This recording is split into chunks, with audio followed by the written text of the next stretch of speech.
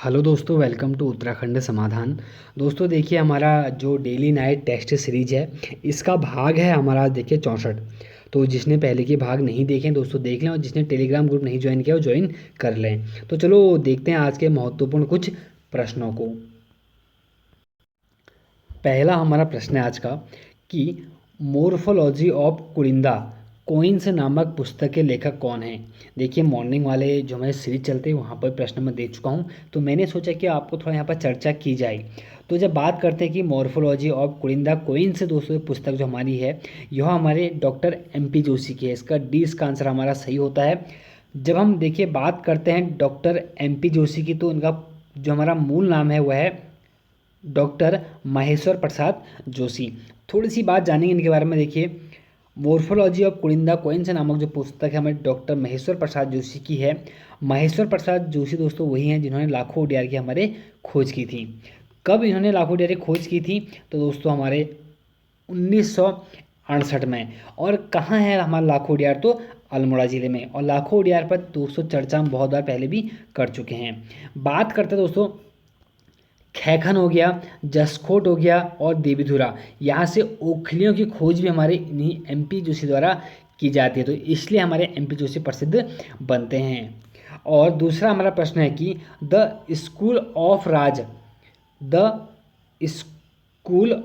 Rajput paintings किसकी पुस्तक है? तो इसका जो सही हमारा आंसर है दोस्तों वह है हमारा C अजीत घोष। देखिए, जब थोड़ा चर्चा करते हैं, देखिए the school of Rajput painting से रचना हमारे अजीत घोष की है।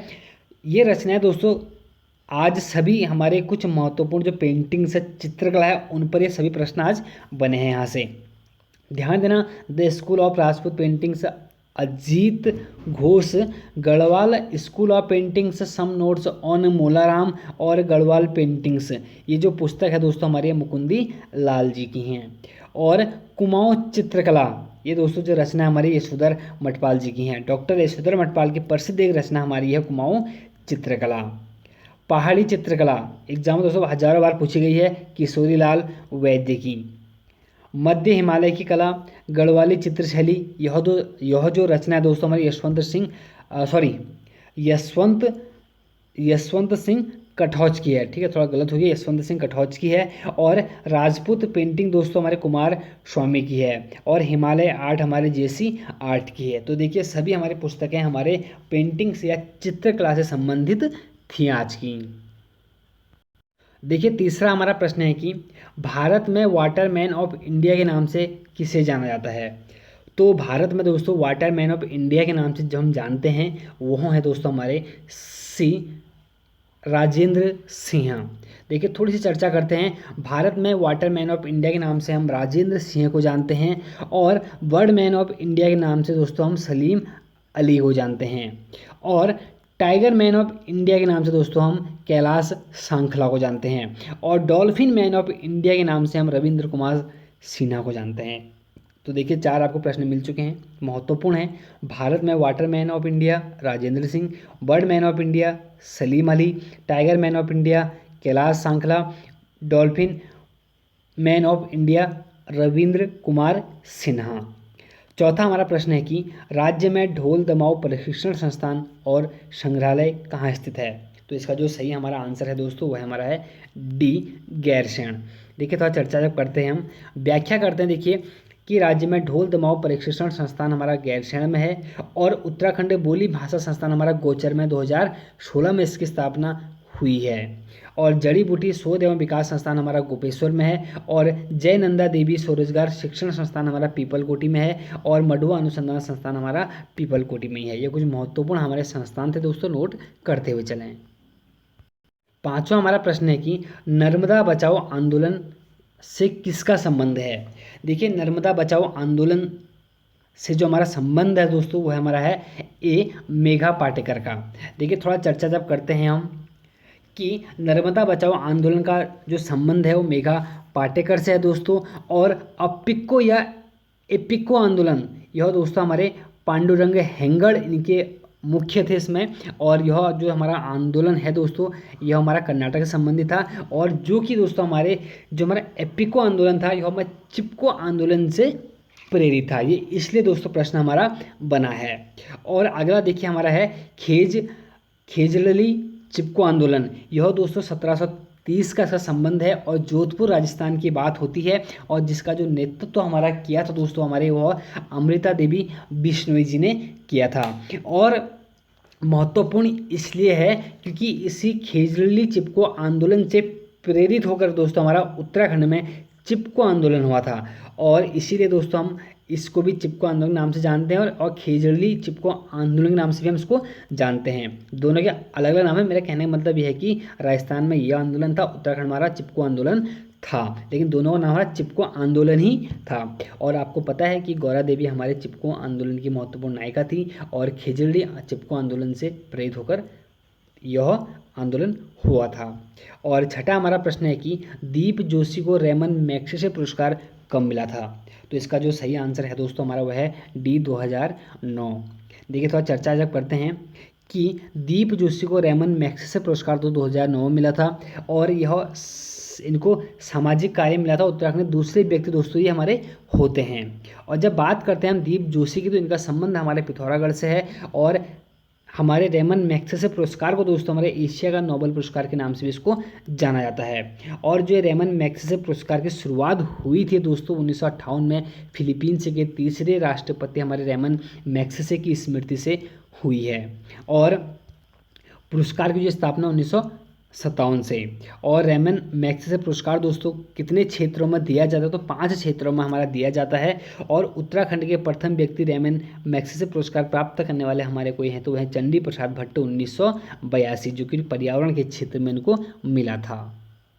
सातवां हमारा प्रश्न है कि बंगाल में नव जागरण युग के पिता के रूप में किसे जाना जाता है? तो बंगाल में नव जागरण युग के पिता के रूप में दोस्तों हम जानते हैं प्रसिद्ध हमारे व्यक्ति होते हैं, वो होते हैं राजा राम मोहन राय। तो इसका हमारा सी इसका आंसर सही है। थोड़ा चर्चा करते हैं। देखिए कि भारतीय पुनर्जागरण का अग्रदूत, आधुनिक भारत का जनक, ब्रह्म समाज के संस्थापक, भारतीय भाषाई प्रेस के प्रवर्तक, जन जागरण और सामाजिक सुधार आंदोलन के प्रणेता, बंगाल में नव जागरण युग के पिता, और राजा के नाम से दोस्तों हम जानते हैं हमारे राजा राम मोहन राय को। राजा की उपाधि इनको अकबर द्वितीय ने दी थी, और इनको दोस्तों हमारे रविंद्रनाथ टैगोर ने राजा राम मोहन राय को भारत में आधुनिक युग के उद्घाटनकर्ता के रूप में भारतीय इतिहास का एक चमकदार सितारा कहा है। तो आपसे पूछा जाएगा कभी कि राजा राम मोहन राय को भारत में आधुनिक युग के उद्घाटनकर्ता के रूप में भारतीय इतिहास का एक चमकदार सितारा किसने कहा? तो दोस्तों रविंद्रनाथ टैगोर जी ने कहा। और आठवां हमारा प्रश्न है कि उत्तराखंड में हिंदी विज्ञान कथा साहित्य का जन्मदाता किसे माना जाता है? तो इसका जो सही हमारा आंसर होगा दोस्तों वह है हमारा डी यमुना दत्त वैष्णव। देखिए थोड़ा चर्चा करते हैं कि उत्तराखंड में हिंदी विज्ञान कथा साहित्य का जन्मदाता हमारे यमुना दत्त वैष्णव अशोक को माना जाता है। और इनका एक महत्वपूर्ण ग्रंथ था दोस्तों, उन्होंने ऐतिहासिक ग्रंथ कुमाऊं का इतिहास इनके द्वारा लिखा गया है।